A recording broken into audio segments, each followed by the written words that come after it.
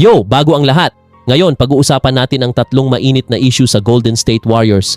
Injury update kay Stephen Curry, ang sinasabing free agency regret kay Kyle Anderson, at ang masakit na katotohanan tungkol kay Kristaps Porzingis. Kung Warriors fan ka, medyo mabigat ang episode na to.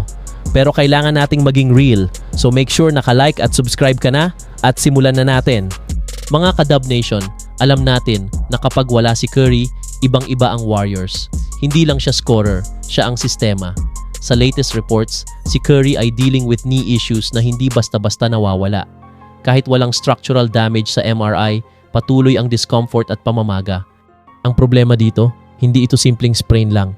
Ang ganitong klaseng knee condition minsan nagiging lingering issue. Pwedeng bumalik kahit bumalik na siya sa lineup. Ngayon, bakit ito delikado? 1. Age factor. Curry is already in his late 30s. 2.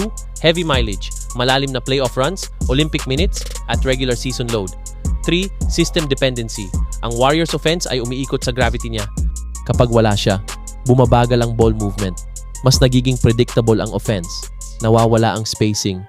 Tanong, dapat ba i-rush ang pagbabalik niya? Sa tingin ko, hindi. Mas importante ang playoffs kaysa regular season seeding.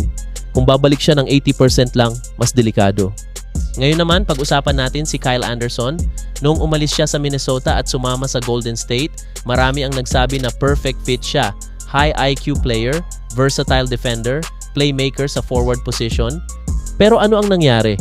Hindi siya naging consistent part ng rotation. Hindi siya nabigyan ng malinaw na role. At sa huli, napunta siya sa iba't ibang team via trades at buyout. Bakit hindi nag-work? 1. System fit. Ang Warriors ay movement-heavy offense.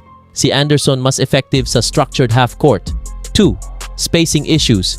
Hindi siya elite shooter, kaya minsan sumisikip ang floor. 3. Rotation competition. Maraming wings at forwards ang Warriors. Ngayon, mukhang babalik siya sa Minnesota kung saan siya mas naging effective.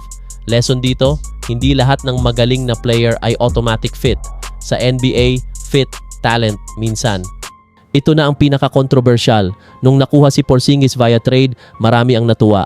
Finally, may stretch big ang Warriors. May rim protector, may floor spacer sa 5. Pero eto ang problema, availability. Isang analyst ang nagsabi na dapat i-assume ng Warriors na kung makakalaro si Porzingis consistently, bonus na lang yon. Masakit marinig, pero realistic.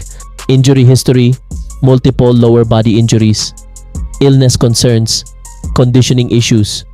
At kapag 7-3 ka, mas mahirap ang recovery timeline.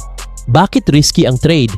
Binitawan ang young assets, high salary commitment, win now gamble. Kung healthy siya, game changer. Pero kung hindi, malaking what if. Ngayon isipin mo ito, si Curry may injury concern, si Porzingis questionable availability, si Anderson hindi nag-work ang fit. Ano ang ibig sabihin nito? Ang Warriors ay nasa transition phase. Hindi na sila purely dynasty mode. Hindi pa sila full rebuild. Nasa gitna sila. At ang pinakadelikado sa NBA, yung nasa gitna ka. Kung ako ang front office, 1. Hindi ko i-risk si Curry ngayong regular season. 2. Magbibigay ako ng defined role kay Porzingis kapag healthy. 3. Mas pagtuunan ko ng pansin ang young core development. Dahil kahit gaano kagaling ang star, kung hindi siya available, walang saysay. May pag-asa pa ba? Oo, hanggat may Curry may pag-asa.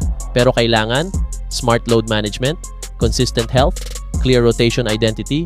Kung hindi, baka masayang ang final elite years ni Steph. Mga ka-Dub Nation, ito ang reality ngayon ng Warriors. Hindi ito hate, hindi ito panic, ito ay analysis.